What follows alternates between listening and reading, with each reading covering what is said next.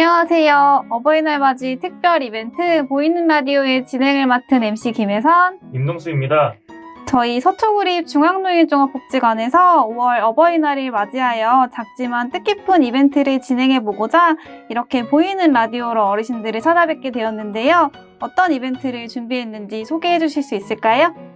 네, 저희가 준비한 이벤트는 바로 보이는 라디오 드림손입니다. 어버이날을 맞아 부모님께 직접 전하지 못한 마음을 편지로 작성하여 복지관으로 보내주시면 저희가 대신 보이는 라디오를 통해서 전해드릴 예정이었는데요. 생각보다 많은 분들의 편지가 접수되었습니다. 편지를 보내주신 모든 분들, 그리고 지금 보이는 라디오를 시청해주시고 계신 모든 분들께 먼저 감사 인사드립니다. 저희가 정해진 시간 안에서 사연 소개를 진행하다 보니 전부 읽어드리지 못하는 점에 대해서는 미리 양해 부탁드리고요. 신청자분들께서는 오늘 보이는 라디오를 끝까지 시청하시면서 과연 내 편지가 채택이 되었는지 꼭 확인해 주시면 좋을 것 같습니다. 그럼 본격적으로 시작해 볼까요? 네, 서초구립 중앙노인종합복지관의 보이는 라디오 지금 시작합니다.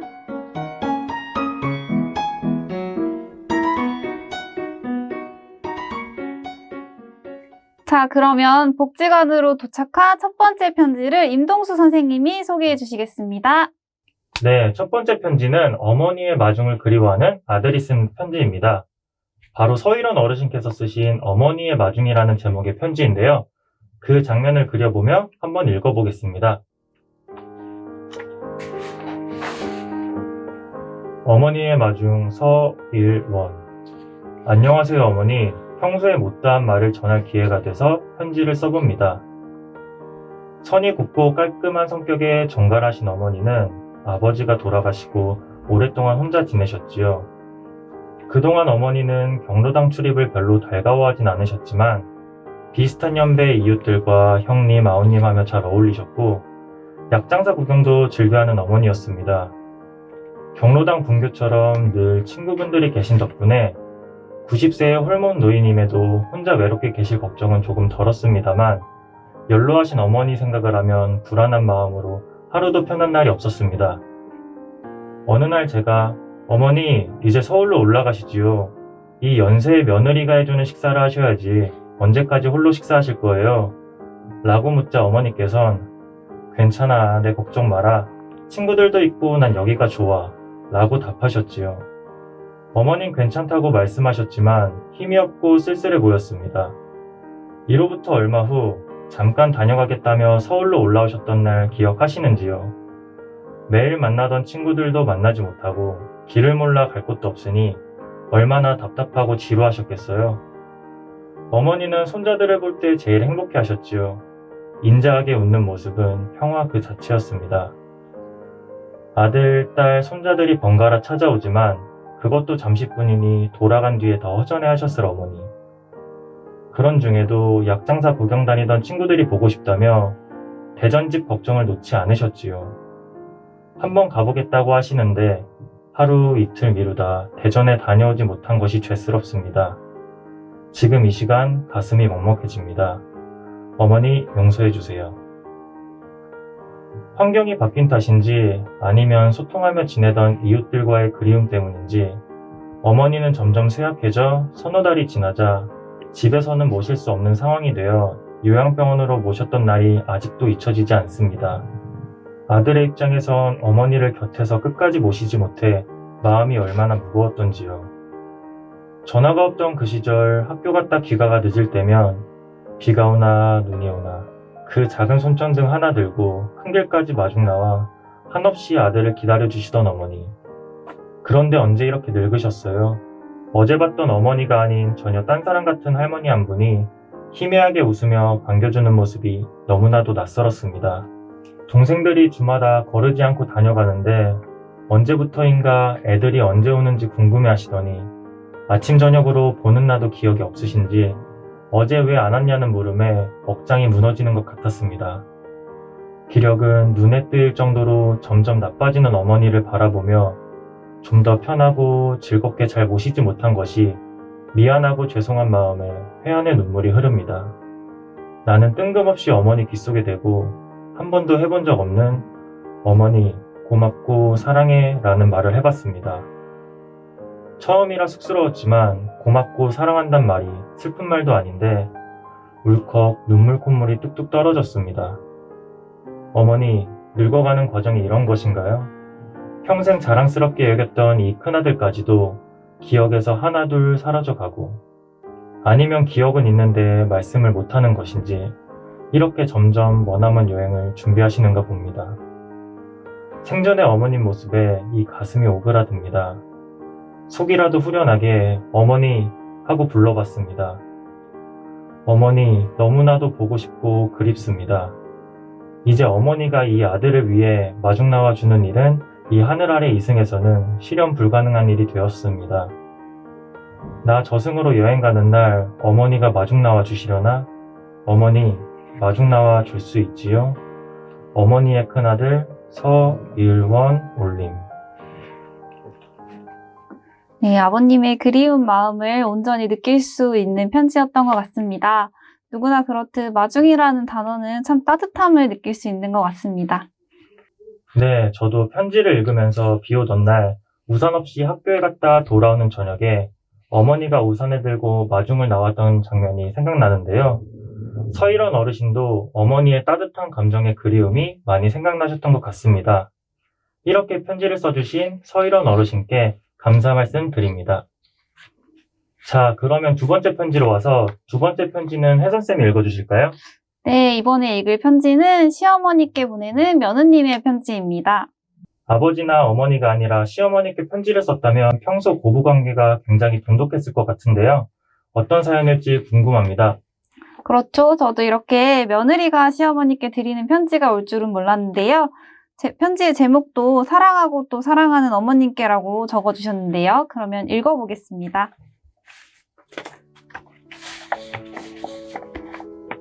사랑하고 또 사랑하는 어머님께, 어머님이 우리 가족 중 누구보다 든든하다고 말씀해주시는 둘째 며느리 민숙이에요.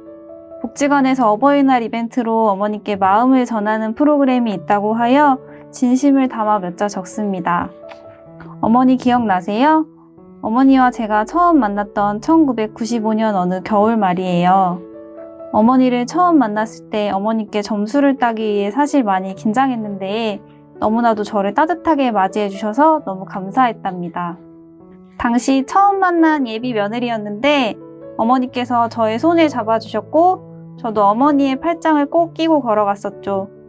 남편이 그러는데 두 사람이 다정하게 팔짱을 끼고 걷는 모습에 감동했고 저 여자와 결혼해야지 확신을 했다고 합니다.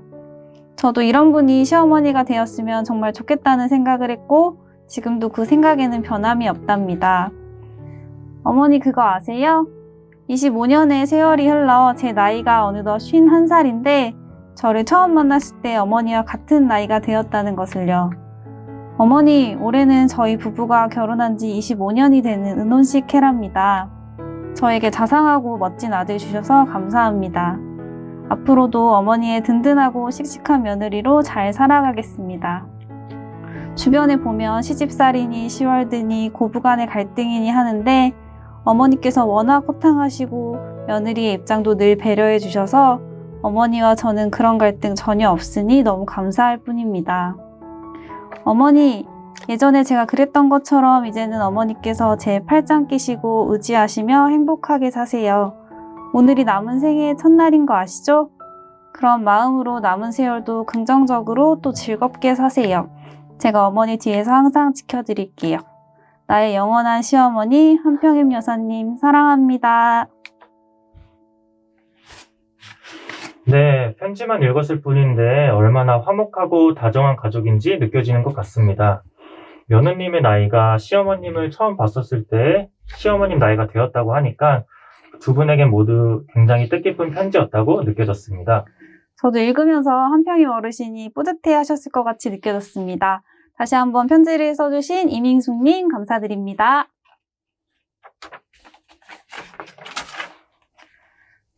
잠시 쉬어갈 겸 분위기를 이어 음악을 들어보면 어떨까 싶습니다. 저희 서초 중앙노인 종합복지관의 재능나눔 공연단 소리새 오카리나 공연단에서 오늘 보이는 라디오를 위해 특별 연주를 준비해 주셨다고 하는데요. 제목은 어머니의 마음입니다. 부모님에 대한 기억을 되새겨보는 좋은 시간이 될 것 같습니다. 들어볼까요?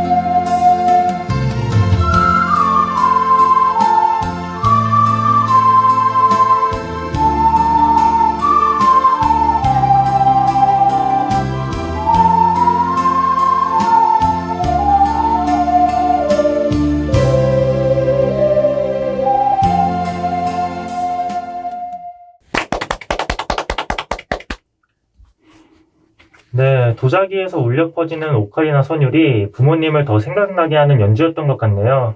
너무나도 잘 들었습니다. 그러면 이어서 세 번째 편지는 엄광진 어르신께서 보내주신 제목 하늘에 계신 부모님께라는 편지입니다. 벌써부터 가슴이 먹먹해지는 제목인데요. 어떤 내용인지 읽어보겠습니다.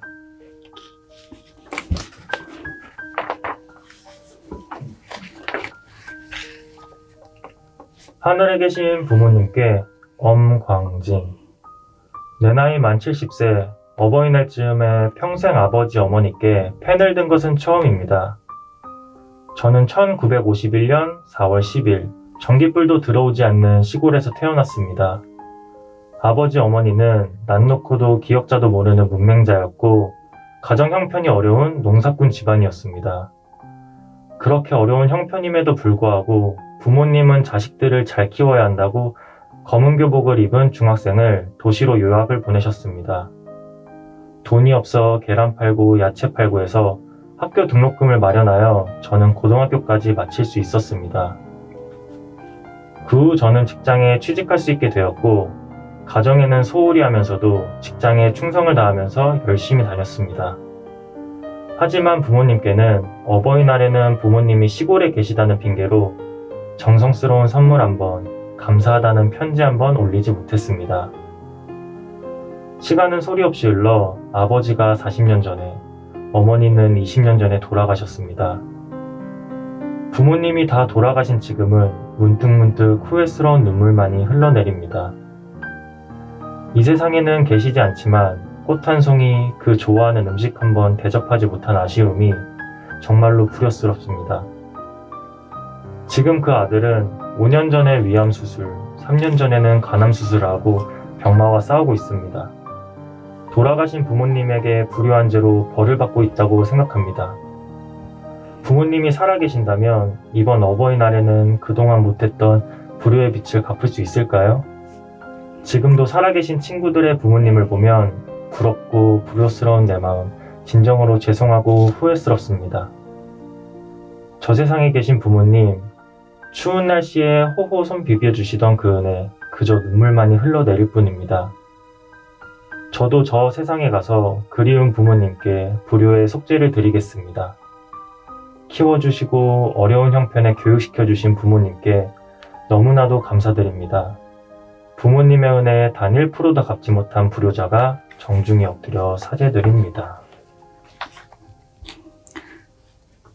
제목에서도 알 수 있듯이 오래전 돌아가신 부모님께 보내는 편지였네요. 부모님에 대한 사랑과 기억이 얼마나 진하게 오래 가는지 엄광진 어르신의 편지 덕분에 조금이나마 알 수 있을 것 같았습니다. 네, 저도 읽으면서 마음이 굉장히 아팠는데요. 아마 엄광진 어르신은 부모님한테 자랑스러운 아들이셨을 것 같습니다. 현재 병마와 싸우고 계시다고 하셨는데 하루빨리 건강이 회복되셨으면 좋겠습니다. 편지를 보내주신 엄광진 어르신 감사드립니다. 네, 분위기를 바꿔서 동수 선생님은 혹시 복지관에서 일을 하면서 어르신들에 대한 특별한 기억이 있으신가요? 네, 저는 특별하다기보다는 아무래도 많은 어르신들 만나는 복지관이다 보니까 처음에는 어느 분인지 기억하기가 많이 어려웠었는데 조금씩 일을 해 나가면서 어르신들 한 분 한 분의 이름이 외워지고 어르신들도 제 이름을 불러주는 그 순간들이 너무나도 좋았던 것 같습니다. 혹시 혜선쌤은 언제가 특별했던 것 같으세요? 저는 복지관에서 근무하면서 어르신들과 함께했던 순간은 다 특별한 기억으로 남아서 하나를 꼽기에는 좀 어려운 것 같고요. 최근에는 코로나 때문에 어르신들도 많이 뵙지 못하고 예전처럼 다 같이 함께 할 수 있는 활동들이 제한되다 보니까 그런 순간들이 지금 제일 특별하고 소중한 기억으로 남는 것 같습니다. 네, 맞습니다. 하루빨리 예전처럼 돌아가서 어르신들과 활동적이고 밝은 복지관이 되었으면 좋겠습니다. 다음 편지도 아들한테 온 거라 제가 읽어야 할 것 같은데요. 이번 편지는 애교 가득한 막내 아들한테서 온 편지인 것 같습니다. 제목도 어마이 아바이에게인데요. 그러면 읽어보겠습니다.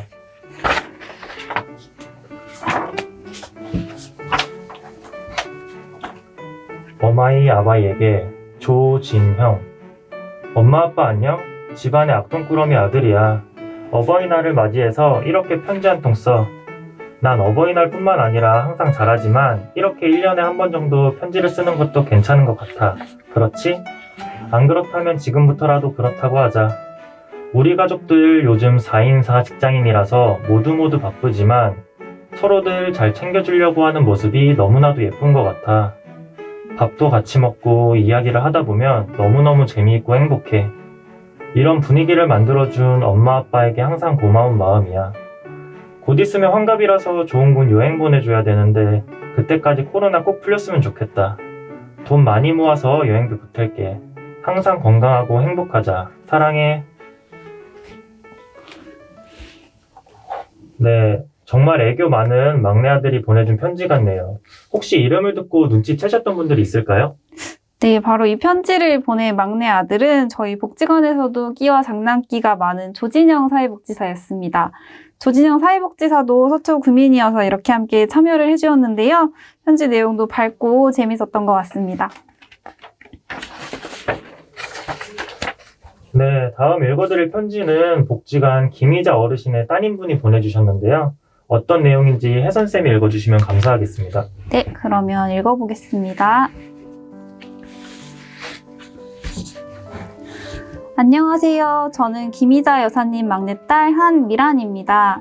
사랑하는 엄마, 가족을 위해 하루도 빠짐없이 새벽 기도하시며 근검절약하셔서 부모님 덕분에 4남매가 한 건물에 모여 살게 되어 정말 감사하다고 생각합니다. 오로지 자식을 위해 흐트러짐 없이 생활하시고 저희들에게 사회에 공헌하고 이웃을 사랑하고 겸손하며 존중하라는 기도와 절약 생활을 하셨기에 저희들이 이렇게 잘 클 수 있었던 것 같네요. 복지관에서 이렇게 이벤트를 진행한다기에 처음 쓰는 글이라 어색하지만 엄마를 사랑하고 존경하며 하루하루 감사 생활하겠다는 마음을 전해봅니다. 엄마 최고 사랑합니다. 네, 막내딸님다운 애교가 가득한 편지였던 것 같습니다. 4남매가 한 건물에 같이 살고 있다고 하니 가족애가 끈끈할 것 같은데요. 편지를 써주신 한미란님에게 감사 인사드립니다. 이번 편지도 복지관 어르신의 자녀분이 보내주셨는데요. 이번에는 아드님이 보내주신 내용입니다. 동수쌤이 읽어주시겠어요? 네, 그러면 읽어보겠습니다. 아버지, 어머니에게 안녕하세요. 부모님의 아들 김문배입니다. 복지관에서 보이는 라디오 이벤트를 진행한다기에 마음을 담아 몇 자 적어봅니다. 아버지 어머니 7순이 넘은 적지 않은 연세인데도 불구하시고 맞벌이하는 아들 며느리 때문에 손녀딸 돌봐주시느라 많이 힘드시죠? 그럼에도 불구하고 손녀딸을 보는 게 행복이라며 전혀 안 힘들다고 말해주셔서 감사합니다. 늘 고마운 마음을 가지고 있으나 표현이 서툴러서 제대로 표현도 못한 것 같아 죄송스럽습니다. 앞으로 저도 잘해드릴 수 있도록 더 노력하겠습니다. 아버지 어머니 사랑합니다. 그리고 늘 고맙습니다. 건강관리에 신경 쓰셔서 늘 건강하시길 바랍니다. 네, 편지를 읽으면서 생각났던 게 있었는데요. 임계아 어르신은 평소에 복지관에서 온라인 수업에 많은 참여를 하시고 계십니다. 네, 그래서 가끔씩 수업하는 모습을 보면은 손녀랑 같이 수업을 듣고 계신 모습이 너무나도 보기 좋았던 생각이 갑자기 났는데요. 손녀를 보는 와중에도 꾸준히 복지관에서 교육을 듣고 계신 모습이 정말 대단하다는 생각이 드는 것 같습니다. 다시 한번 편지를 보내주신 김문배님 감사드립니다.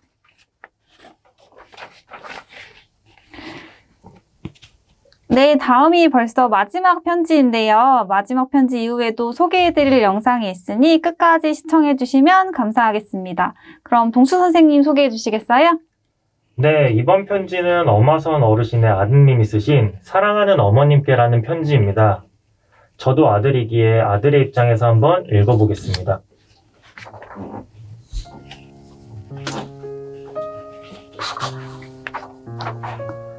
사랑하는 어머님께 아들 김계영.